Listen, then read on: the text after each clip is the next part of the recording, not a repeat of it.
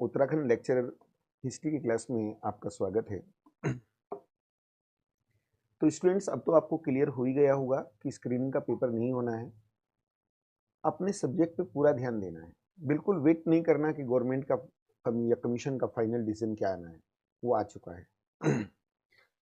तो अकबर हमारा चल रहा है इस क्लास में। तो कल मैंने अकबर की साम्राज्यवादी नीति डिस्कस की थी, तो आज हम लेकर चलेंगे अकबर की भू राजस्व व्यवस्था। अकबर बहुत बड़ा टॉपिक है और लेक्चर स्क्रीनिंग में देखा भी होगा, ऑप्शनल सब्जेक्ट में सिलेबस बहुत वाइड है। तो अकबर की भू राजस्व व्यवस्था को लेकर चलते हैं और इससे संबंधित जो क्वेश्चन होंगे उस पर भी लास्ट में डिस्कस करेंगे। तो दुर्गा सिंह जी, सोनिया जी, काफ़ी स्टूडेंट मेरे साथ जुड़ गए हैं। शुरुआत करते हैं अकबर की भू राजस्व व्यवस्था। देखिए, अकबर की जो भू राजस्व व्यवस्था है, राजस्व व्यवस्था व्यवस्था देखिए, अकबर को महान कहते हैं तो अकबर की कई उपलब्धियां हैं। तो अकबर की जो उपलब्धियां हैं, उपलब्धियां इन उपलब्धियों में अकबर की राजस्व व्यवस्था भी है, राजस्व व्यवस्था भी है। लेकिन अकबर की जो भू राजस्व व्यवस्था है ये मौलिक नहीं थी, ये मौलिक नहीं है, मौलिक नहीं थी, बल्कि इससे पहले जो शेरशाह सूरी था, जो सूरी की राजस्व व्यवस्था है, सूरी की जो राजस्व व्यवस्था थी, व्यवस्था का सुधरा रूप था, का ये सुधरा हुआ रूप था। देखिए, इससे पहले शेरशाह सूरी ने शासन किया है और शेरशाह सूरी ने जो राजस्व व्यवस्था में अपना कॉन्सेप्ट दिया था उसमें थोड़ी बहुत कमियां रह गई थी। चूंकि वो भी इसलिए चूंकि सूरी ने केवल 5 साल शासन किया और उसी में भी लगातार संघर्ष रहा। अगर कुछ दिन और जीवित होता तो सूरी उन दोषों को दूर करके महान हो जाता।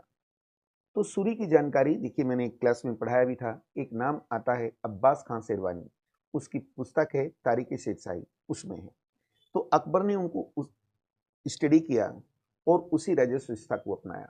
ठीक, तो देखिए ये जो अकबर है, अकबर अकबर इसने 1563 में अकबर का एक वित्त मंत्री है, वित्त मंत्री, और वित्त मंत्री का नाम है एतमद खां। एतमद खां यहाँ से शुरुआत हुई थी, एतमद खां से शुरुआत हुई, लेकिन इसने सुधार कुछ नहीं किया। इसने तो केवल जो शाही भूमि है, शाही भूमि, इसे हम खालसा भूमि भी कहते हैं, खालसा भूमि। बच्चों, खालसा भूमि का मतलब होता है जो सरकारी भूमि है। खालसा भूमि को जागीर भूमि से अलग किया, जागीर भूमि से अलग किया, भूमि से अलग। देखिए, जागीर का मतलब क्या होता है। जैसे अकबर ने मनसबदारी प्रथा चलाई थी, तो मनसबदारों को जो वेतन मिलता था वो नकद में देकर एक भूखंड के रूप में दिया जाता था, जिसे जागीर कहते थे। तो अकबर ने दोनों को अलग अलग करने का प्रयास किया और जागीर भूमि को कम और खालसा भूमि को बढ़ाया गया। ये जो खालसा भूमि है, इसी से सरकार को टैक्स आता है। अकबर ने जब गुजरात विजय कर ली, गुजरात विजय के बाद अकबर ने इस और विशेष ध्यान दिया और अकबर ने अब भूमि की माप कराई, भूमि की माप कराई, माप कराई। और ये जो माप है ये गजे सिकंदरी से, ये सिकंदरी, गजे सिकंदरी से, या मैं सिकंदरी गज भी लिख सकता हूँ, सिकंदरी गज से की गई थी, गज से की गई, गज से की गई। ये जो, और यहाँ पर 3600 वर्ग गज का बीघा बनाया गया, बीघा बनाया गया। तो बच्चों, जो सिकंदरी गज है इसमें जो जरीब होती है, जरीब का मतलब होता है जिससे भूमि को मापा जाता है ना। ये जो जरीब है, जरीब कल तक रस्सी की होती थी, तो यहाँ रस्सी के स्थान पर चूंकि रस्सी में प्रॉपर मेजरमेंट नहीं लिया जाता, रस्सी को खींचने पर रस्सी कई बार बढ़ जाती है, तो रस्सी के स्थान पर जो पैमाना बनाया गया था, पैमाना ये बांस की जो कमचियां होती है, बांस की कमचियों को, जो कमचियां हैं, कमचियों को लोहे की कड़ियों से जोड़ा गया था, लोहे की कड़ियों से जोड़ा गया, कड़ियों से जोड़ा गया, इसकी जरीब बनी। यानी जैसे बांस का छिलका होता है, ये लोहे की कड़ी इस तरीके से बनाई गई थी, तो इससे मेजरमेंट किया गया। लेकिन जो राजपूतों के एरिया हैं, राजपूत, इसके साथ साथ जो पर्वतीय क्षेत्र है, पर्वतीय, पर्वतीय राजपूत, और जो पर्वतीय क्षेत्र हैं पर्वतीय, इसके साथ साथ बिहार, बिहार बिहार के साथ साथ बंगाल, बंगाल और मुल्तान, मुल्तान, मुल्तान। यहाँ पर माप नहीं कराई गई, यहाँ माप नहीं कराई गई थी, नहीं कराई गई। यहाँ पर क्या किया, यहाँ पर बटाई प्रणाली अपनाई गई थी, यहाँ पर बटाई प्रणाली अपनाई गई, यानी पहले से जो प्रणाली चल रही थी उसी प्रणाली को यहाँ पर फॉलो किया गया। बटाई प्रणाली पर हम आगे चर्चा करेंगे। फिर इसके बाद बादशाह क्या कर रहा है, बादशाह ने जो खालसा भूमि है, खालसा भूमि, खालसा यानी सरकारी जो भूमि है, भूमि, भूमि पर 182 करोड़ नियुक्त किए गए, पर 82 करोड़ नियुक्त किए गए, नियुक्त किए गए हैं। अब इसका मतलब क्या होता है, मान लीजिए देखिए ये भारत है, ये अकबर की जो खालसा भूमि है उसको इस तरीके से 182 हिस्सों में बांटा गया, 182 हिस्सों में बांटा गया। तो ये एक इतना बड़ा हिस्सा है कि इससे गवर्नमेंट को 1 करोड़, 1 करोड़, करोड़ यहाँ से टैक्स आता है, 1 करोड़ टन का यहाँ से टैक्स जनरेट हो रहा है। यानी 182 हिस्सों में बांटा गया, एक हिस्सा इतना बड़ा था कि वहां से गवर्नमेंट को 1 करोड़ टन का आय प्राप्त होती थी। और यहाँ पर इस पर जिस अधिकारी को नियुक्त किया गया है, जिस अधिकारी को नियुक्त किया गया उसे करोड़ी नाम दिया गया, उसे करोड़ी नाम इसलिए दिया गया क्योंकि यहाँ से 1 करोड़ टन का आय प्राप्त होती थी। देखिए अकबर के रेवेन्यू सिस्टम की एक विशेषता ये है कि इससे राज्य को भी फायदा है और किसानों को भी फायदा है। तो अब अकबर क्या कर रहा है, इसके बाद अकबर ने जो भूमि थी, भूमि को उत्पादन के आधार पर 4 भागों में बांटा है। उत्पादन के आधार पर 4 भागों में बांटा है, 4 भागों में बांटा, 4 भागों में बांटा है, बांटा। ये 4 भाग इसमें कौन कौन से हैं, देखिए इसमें एक नाम आता है पोलज, एक नाम आता है परती, एक नाम आता है चच्चर और एक नाम आता है बंजर। देखिए पोलज की विशेषता ये है कि यहाँ एक साल में 2 फसल होती हैं, 2 क्रॉप। परती का मतलब होता है एक फसल काटने के बाद भूमि को खाली छोड़ देते थे, यानी यहाँ 1 ईयर इक्वल टू 1 क्रॉप, एक साल में एक फसल होती है। चच्चर 3 या 4 साल में, 4 साल में यहाँ पर एक फसल होती थी। और यहाँ पर 4 से 5 वर्षों के में एक फसल होती थी, एक फसल होती है। तो बहुत ध्यान से समझना, कई बार क्वेश्चन पूछता है कि अकबर के समय की सबसे फर्टाइल यानी उपजाऊ भूमि कौन सी है, वो पोलज है, और सबसे निकृष्ट भूमि जो है वो बंजर है। तो अकबर क्या कर रहा है, इन दोनों के लिए अलग पॉलिसी अपनाएगा और इन दोनों के लिए अलग पॉलिसी। अकबर भी इस बात को जानता है कि इन गरीबों के यहाँ 4 या 5 वर्ष में एक फसल होती है और उसका 1/3 यदि मैं लेता हूं तो किसान के पास कुछ नहीं बचेगा। तो अकबर यहाँ पर एक ऐसी पॉलिसी अपनाएगा जो वेलफेयर है। तो देखिए ये जो ऊपर की 2 भूमि है, अगर हम पोलज और पर्थी की बात करते हैं तो इसके लिए क्या पॉलिसी थी, इसमें बादशाह ने समान आकार के 3 प्लाट चुने हैं, समान आकार के 3 प्लाट चुने हैं, 3 प्लाट चुने समान आकार के 3 प्लाट चुने हैं। जैसे एक प्लाट मैंने ये लिया, एक प्लाट समान आकार का ये लिया और एक ये। तो इसमें एक उत्तम किस्म का है, एक मध्यम किस्म का है और एक निम्न किस्म का था। तो क्या कर रहा है, मान लीजिए यहां से 20 क्विंटल उत्पादन होता है, यहां से 18 होता है और यहां से 16 होता है। तो बादशाह अब क्या कर रहा है, इनके उत्पादन का औसत निकालता है, इनके उत्पादन का या औसत को आधार बनाता है और इसका 1/3 टैक्स के रूप में लेता है। तो इन तीनों का एवरेज क्या आएगा, 20, 18 plus 16 upon 3 equal to 18 average आया। अब इसका 1/3 टैक्स के रूप में लेता है, तो कितना लेता है, 6। तो इस तरीके से लेता है। अब देखिए दुर्गा सिंह, जितेंद्र जी, सोनिया, पुष्पा, एक लड़की ने आज कल नई एडमिशन लिया था, वो भी, यदि कोई कहीं प्रॉब्लम आती है तो आप क्वेश्चन पूछ सकते हैं, ठीक है, तो इस तरीके से लेता है। लेकिन जो चच्चर और बंजर है उसके लिए अलग नीति अपनाई जाती है। जो चच्चर है, चच्चर, और बंजर जो है, बंजर के लिए अलग नीति है, अलग अलग नीति अपनाई। तो बादशाह इन दोनों भूमि वाले किसानों से कहता है, यदि यदि तुम पहले वर्ष खेती करते हो, पहले वर्ष खेती करते हो, तो ऐसे में राज्य पहले वर्ष अपने हिस्से का अपने अपने हिस्से का 40% लेगा। अगर दूसरे वर्ष की बात करते हैं तो 60% लेगा, तीसरे वर्ष राज्य अपना 80% और चौथे वर्ष राज्य अपना पूरा हिस्सा यानी 100% लेगा। तो यहाँ पर एक टेक्निकल बात है, उस पर ध्यान दीजिए। यहाँ मैंने कहा राज्य 40% नहीं ले रहा है, राज्य अपने हिस्से का 40% ले रहा है। और राज्य का हिस्सा कितना होता है? राज्य का हिस्सा होता है 1/3। तो जो 1/3 होता है, 1/3 का 40% लेगा। तो देखिए, ये पॉलिसी अपनाई तो ऐसे में क्या करेंगे, किसान अपनी भूमि को फर्टाइल बनाने का प्रयास करेंगे। क्यों? क्योंकि इससे किसानों को लाभ हो रहा है। लाभ ये हो रहा है, जहां 1/3 पूरा देना था, आज 1/3 का मात्र 40% देना है।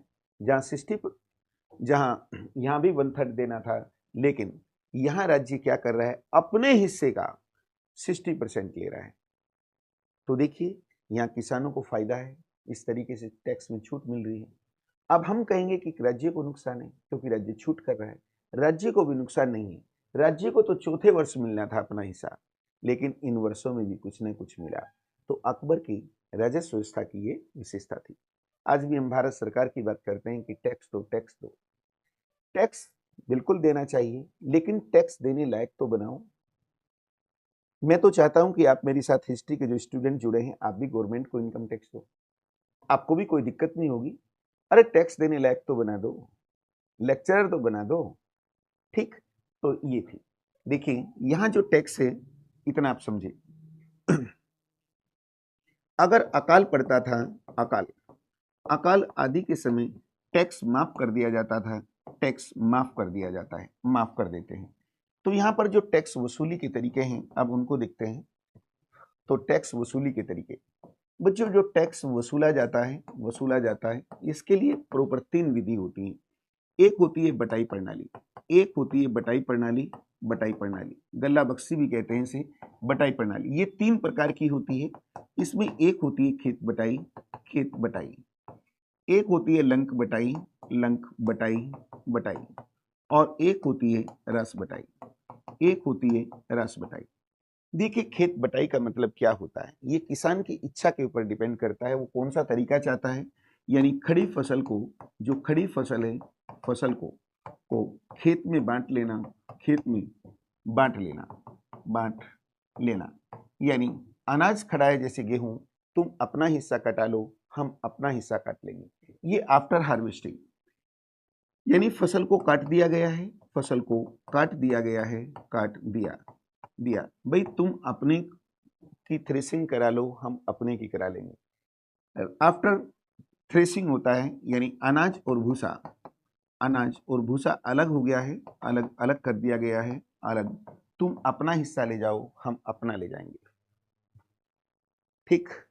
ये थी बटाई प्रणाली। एक होती है नस्क प्रणाली, पहले जब्ती देखते हैं। जब्ती, एक होती है जब्ती प्रणाली होती है। जब्ती प्रणाली में क्या होता है, भूमि की माप होती है, और माप के आधार पर 1/3 यहाँ पर अनाज लिया जाता है, यानी टैक्स लिया जाता है। जब्ती। अब नस्क प्रणाली की बात करते हैं। नस्क प्रणाली, तो इसमें क्या होता है, जो किसान है और राज्य का जो कर्मचारी है ना, वे दोनों होते हैं नस्क प्रणाली में। तो इसमें जो खड़ी फसल है, खड़ी फसल में जो उपज होगी, उपज का अनुमान लगा लिया जाता है, अनुमान लगा लिया जाता है, और 1/3 1/3 टैक्स के रूप में लेते हैं। यानी फसल पककर तैयार हो गई है खेत के अंदर, तो बिना मापे हम आइडिया लगा लेते हैं, अनुमान लगा लेते हैं दोनों पक्ष कि भाई इसमें इतना उत्पादन होगा तो उसका 1/3 दे दीजिए। ये किया। अब यहाँ पर देखते हैं, ये जो राजस्व व्यवस्था है इसको ट्रांसपेरेंट बनाना है। देखिए, राजस्व व्यवस्था को, जो राजस्व व्यवस्था है, राजस्व व्यवस्था को ट्रांसपेरेंट यानी पारदर्शी पारदर्शी पारदर्शी बनाने के लिए यहाँ पर जो अमल गुजार होते हैं, अमल गुजार, ये इन्होंने पट्टा व्यवस्था लागू की थी। इन्होंने पट्टा व्यवस्था लागू की। बच्चों, जो अमल गुजार होता है, अमल गुजार, ये सरकार का एक कर्मचारी है। तो ये जो अमल गुजार है, ये किसानों के पास पट्टा लाता था। ये किसानों के पास ये पट्टा लाता था। पट्टा, ये जो पट्टा है एक कागजी दस्तावेज होता था, एक दस्तावेज है, पट्टा लाता था। इस पर किसान का विवरण होता था। इस पर किसान का विवरण होता था। विवरण यानी किसान का नाम क्या है, कितना बड़ा खेत है, उसमें कौन सी फसल उगाई है, पूरा विवरण रहता था। और इस पट्टे पर किसान अपनी कबूलियत देता था। किसान अपनी कबूलियत देता था। अपनी कबूलियत देता था। यानी मेरे ऊपर जो 100 रुपये टैक्स है, तो मैं उस पर कबूलियत दे रहा हूं, मैं किसान हूं, यानी इस 100 रुपये टैक्स को मैं कबूल करता हूं।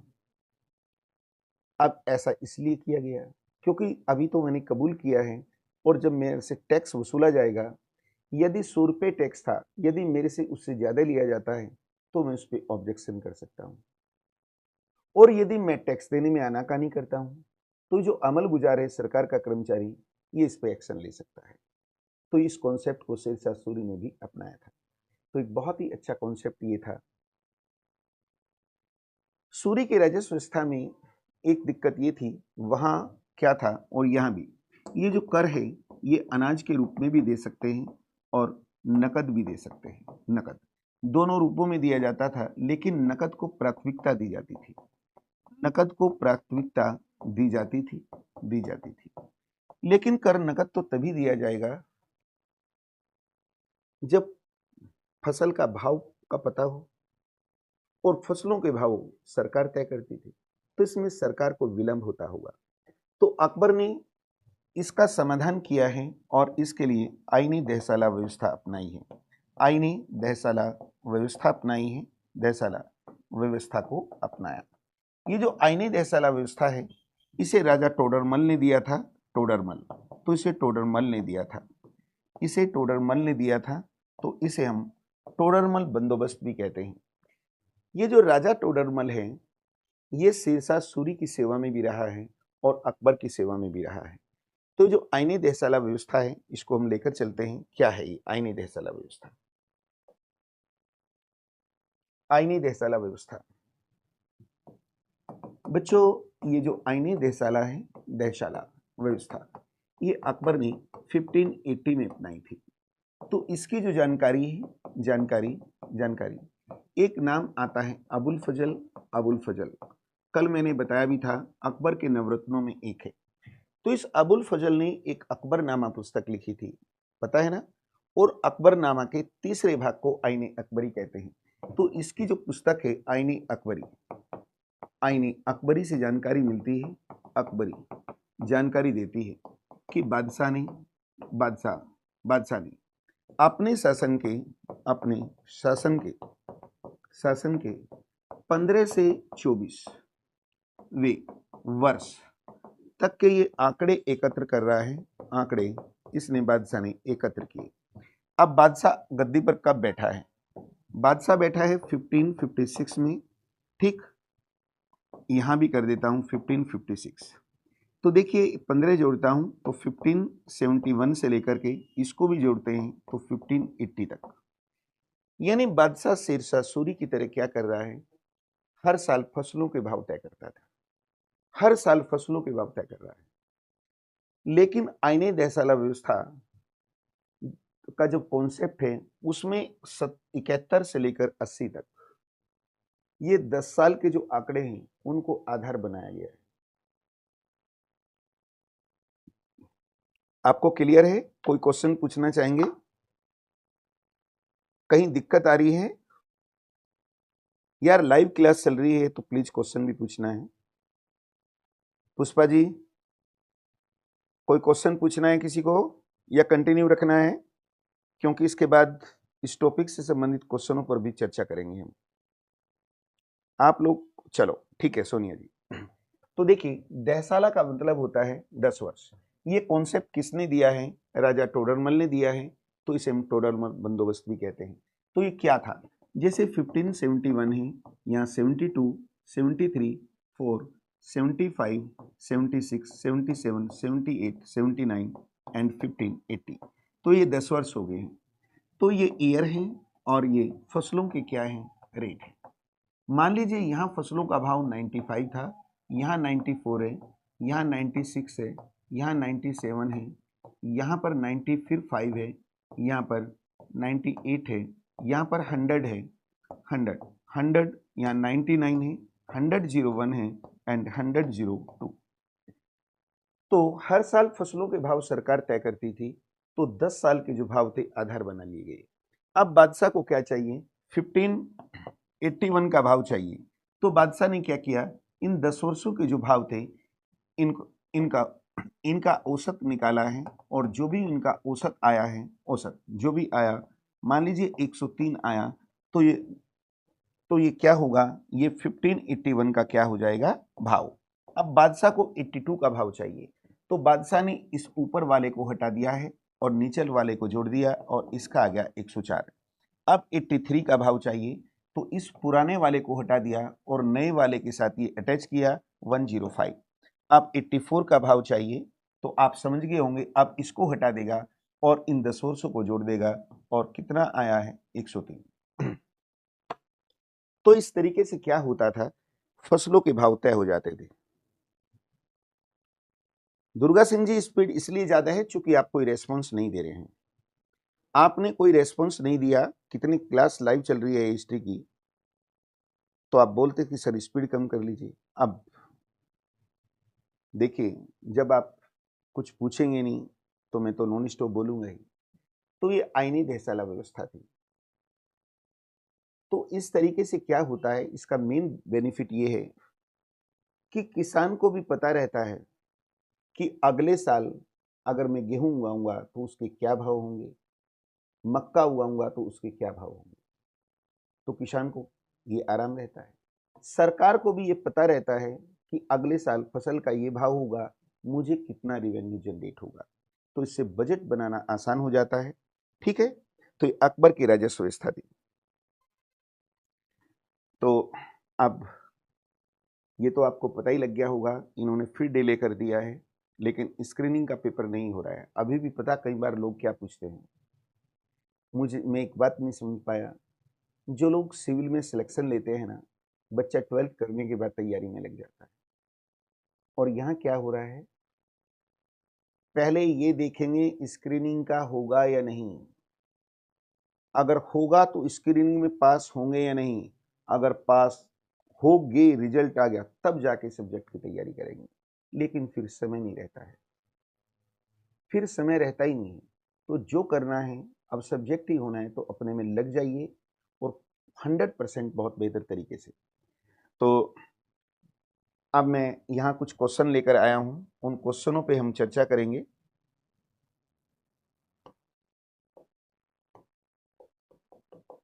मैं क्वेश्चन ढूंढ लेता हूँ।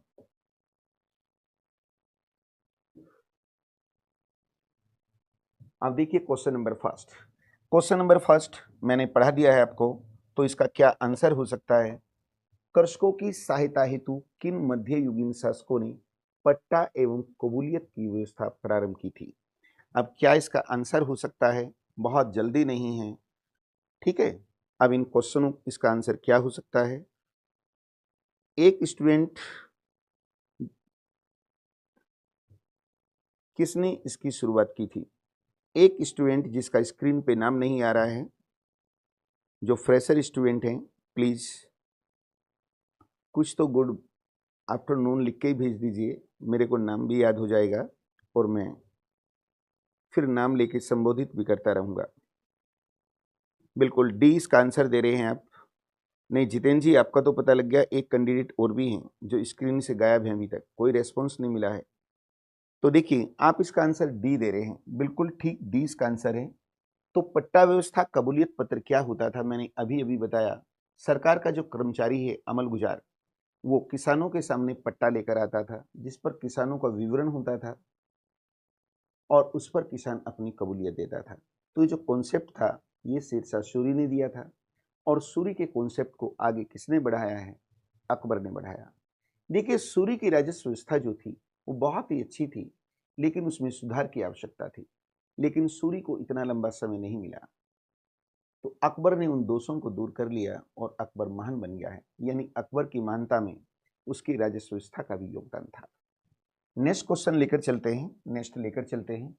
भू राजस्व प्रशासन के क्षेत्र में शेरशाह एवं अकबर के मध्य निम्नलिखित में से कौन नैर्मत्र्य की कड़ी था, यानी ऐसा कौन नाम इसमें ऐसा आता है जो जिसने अकबर और शेरशाह सूरी दोनों को भू राजस्व के क्षेत्र में योगदान दिया है।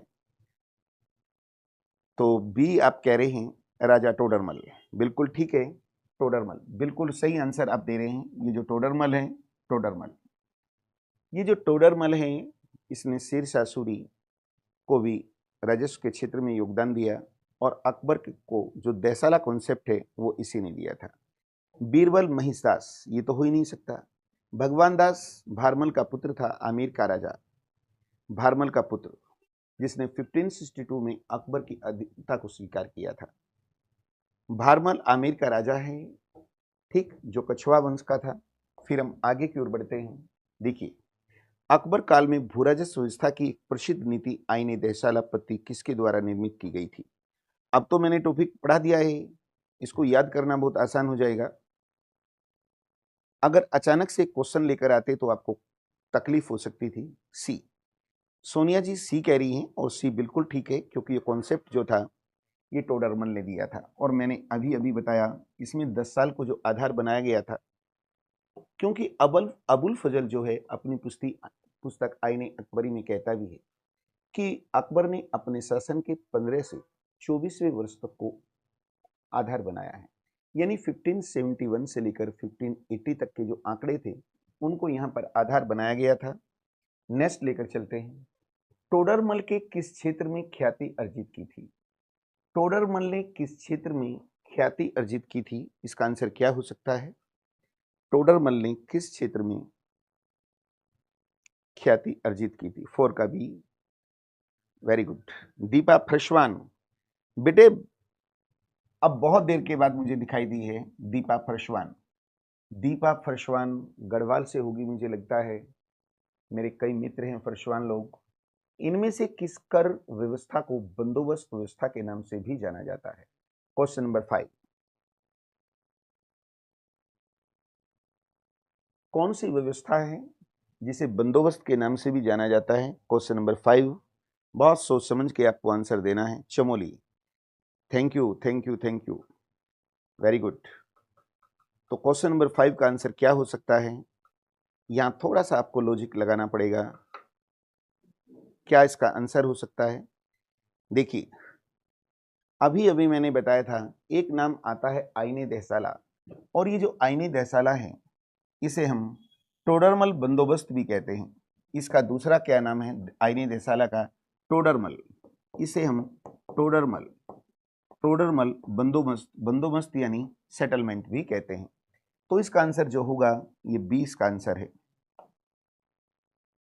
आप देखो भूमि लगान के एकत्रीकरण के लिए दिए जाने वाले ठेके का नाम क्या था, ये क्वेश्चन आपको नहीं कराया गया, ठेका। तो अगर हम दिल्ली, मैं खोल देता हूं क्वेश्चन को, यदि हम दिल्ली सल्तनत की बात करते हैं, दिल्ली सल्तनत में इजारेदारी जो प्रथा है इसी को ठेका व्यवस्था कहते हैं। इसे फिरोज तुगलक ने शुरू किया था। लेकिन अगर हम मुगल्स की बात करते हैं, मुगल, तो मुगलों में क्या हुआ, औरंगजेब के बाद जो मुगल बादशाह हुए हैं उस समय मुगलों की आर्थिक स्थिति खराब हो गई। तो औरंगजेब के बाद, ये पढ़ाया भी नहीं, वहां तक पहुंचे नहीं है हम। औरंगजेब के बाद औरंगजेब का एक बेटा है जिसका नाम मौजम है, वो बहादुर शाह फर्स्ट नाम से गद्दी पर बैठता है। और उसके बाद कौन बैठता है गद्दी पर? उसके बाद आता है जहांदार शाह आता है, शाह।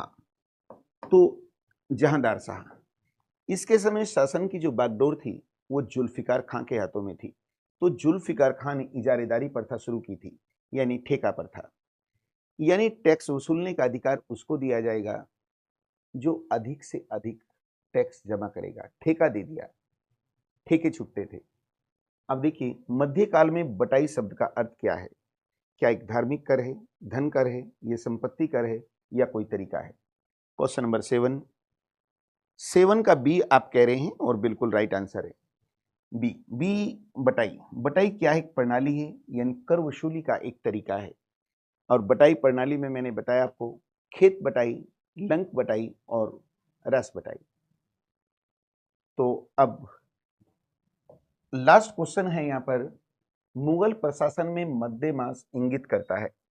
तो मध्य मास, जब मैंने दिल्ली सल्तनत का प्रशासन बताया था वहां भी एक मध्य मास शब्द आया था। तो मध्य मास क्या है? मध्य मास क्या है ये आपको मुझे बताना है।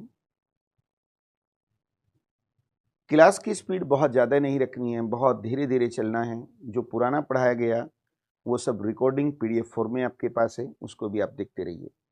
मुगल प्रशासन में मध्य मास, हाँ बिल्कुल सही आंसर आपका आ रहा है। बिल्कुल, विद्वानों को दी जाने वाली भूमि, ये जो मध्य मास भूमि होती है, मध्य मास आप देख रहे हैं, मध्य मास, इसको मैं खोल देता हूं। ये दिल्ली सल्तनत में भी था और यहाँ भी मध्य मास। मध्य मास एक टैक्स फ्री भूमि होती थी, टैक्स फ्री है ये, टैक्स फ्री मध्य मास। यानी इसको मैं कह सकता हूं कि अनुदान में दी गई भूमि थी, अनुदान में दी गई भूमि थी, दी गई भूमि थी। तो मध्य मास दो प्रकार की होती है। मध्य मास, इसको एक को कहते हैं वक्फ, और एक होती है इडात। तो वक्फ जो होती है ये विद्वानों को दी जाती है, विद्वानों को जो शिक्षा के क्षेत्र में काम करते हैं, या जो धर्म गुरु होते हैं, उन्हें इनाम के रूप में दे दी जाती है। तो इससे टैक्स नहीं आता। एक होती है इडात, ये भी टैक्स फ्री है। इसे पेंशन के रूप में दिया जाता था, के रूप में इसे दिया जाता था, इसे पेंशन के रूप में दिया जाता था। तो दोनों क्या है? मध्य मास भूमि है। तो यहां तक यदि आपकी कोई क्वेरीज है तो आप क्वेश्चन पूछ सकते हैं। आज केवल इतना ही करना था। कोई क्वेरीज किसी स्टूडेंट्स की यदि है, दीपा फ्रेशवान, जितेंद्र जी, सोनिया, दुर्गा सिंह, पुष्पा, यदि आप कोई क्वेश्चन पूछना चाह रहे हैं, ठीक। तो सैटरडे को अभी तक जितना पढ़ाया गया है 40 क्वेश्चन का, हर सेक्शन से एक एक क्वेश्चन टच करेंगे, उस पर एक टेस्ट पेपर होगा आपका। तो ठीक है, ओके, थैंक यू।